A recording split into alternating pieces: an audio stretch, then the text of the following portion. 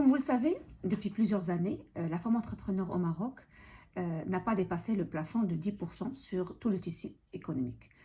Beaucoup de travaux ont été faits, beaucoup d'initiatives ont été menées conjointement entre le secteur privé, le secteur public et la société civile, mais on en est encore à 10% et pas plus.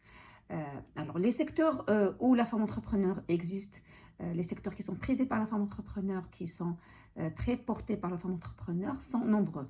Et nous citons le commerce, le service, la communication, l'événementiel et le tourisme. Et comme on le sait, ce sont des secteurs qui ont été frappés directement par la crise Covid-19. Sur la forme générale de ces entreprises-là, ce sont des toutes petites et moyennes entreprises, c'est-à-dire qu'elles sont très fragiles et très exposées pour l'arrêt d'activité, voire la fermeture de ces entreprises-là. C'est pour cela que ces petites structures ont été frappées de plein fouet par la crise et ont eu besoin de mesures pour rebondir après cette crise-là.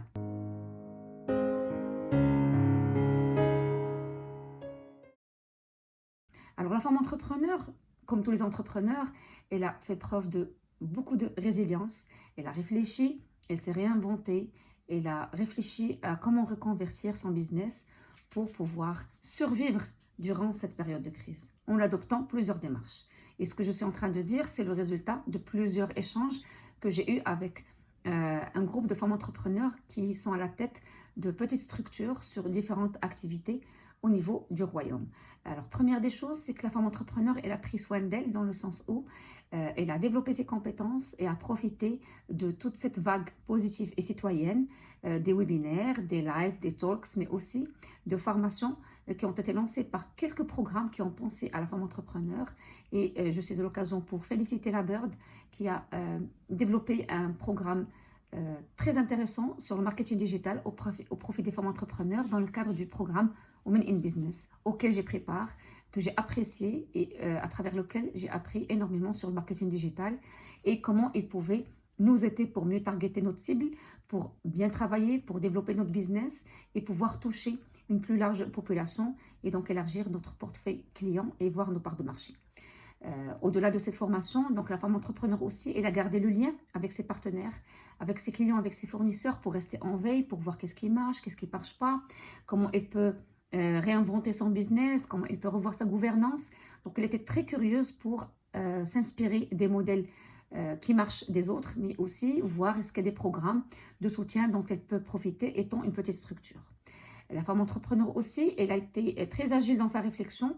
Elle a pivoté son business. Beaucoup de femmes, surtout dans le commerce, dans le service, dans la formation, dans le consulting, elles ont commencé à développer des concepts et des projets pour pouvoir toucher à distance leur clientèle, voire développer des contenus de formation à distance, de l'événementiel à distance, et j'en passe.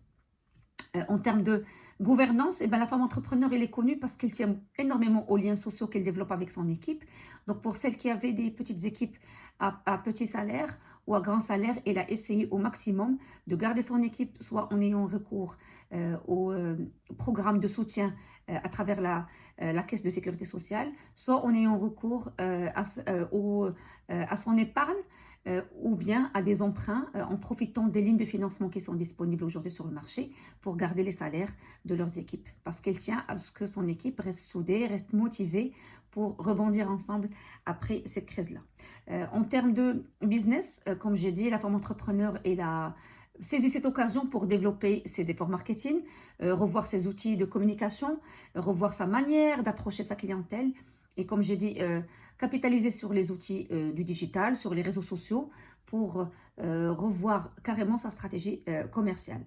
Et bien sûr, à côté de tout ça, la femme entrepreneur étant déjà femme, des fois maman, épouse, elle a dû gérer, s'organiser et trouver des astuces, trouver des méthodes pour organiser son chez-soi, garder le lien social avec sa famille, prendre soin des enfants, de son foyer. Les enfants étaient à la maison, on ne pouvait pas se permettre des personnels de maison parce qu'on devait aussi penser à sa sécurité. Et donc, la femme entrepreneur, je dirais qu'elle était active sur tous les fronts. Franchement, chapeau pour tout ce qu'elle a fait durant cette période-là. Elle a fait preuve de beaucoup de résilience, d'acceptation, mais aussi de beaucoup de force et d'ambition pour survivre et dépasser cette crise-là.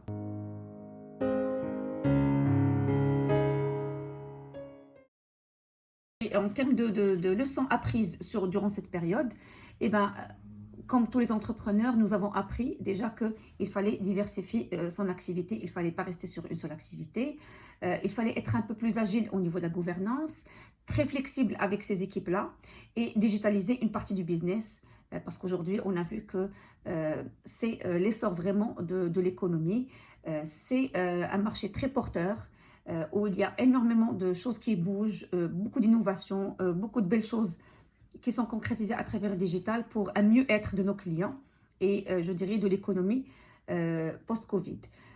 Tout cela est très bien, il a donné ses résultats, il est en train de donner ses résultats, mais on ne pourra le percevoir que dans un petit bout de temps. Mais ce n'est pas suffisant. Aujourd'hui, je pense aussi aux toutes petites entreprises, voire même les micro-entreprises, les AGR, les coopératives qui sont gérées par les femmes. Aujourd'hui, elles sont vraiment en crise parce qu'elles n'ont pas pu bouger durant cette période-là. Elles ne sont pas visées par les radars de ces programmes-là. Elles vendent sporadiquement à travers des foires et des salons professionnels quand elles sont appelées par des organisations publiques ou par des chambres d'artisanat ou de commerce. Mais aujourd'hui, elles n'ont rien pu faire, elles n'ont même pas pu produire parce qu'elles n'avaient pas accès aux fournisseurs. Peu d'entre elles ont pu utiliser l'outil digital, mais la majorité d'entre elles, elles ont été bloquées, elles n'ont rien produit et on sait qu'elles sont vulnérables des fois socialement, économiquement et elles ne sont pas organisées elles ne sont pas toutes, je dirais, dans des réseaux professionnels pour avoir accès à l'information, à la formation.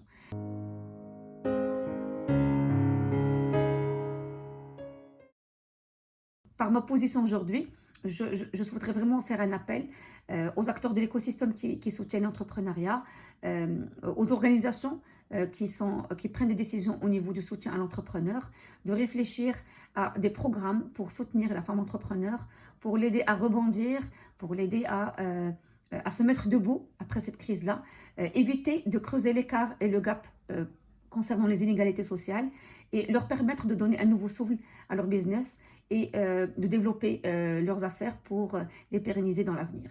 Merci beaucoup pour votre écoute et à très bientôt pour une nouvelle vidéo.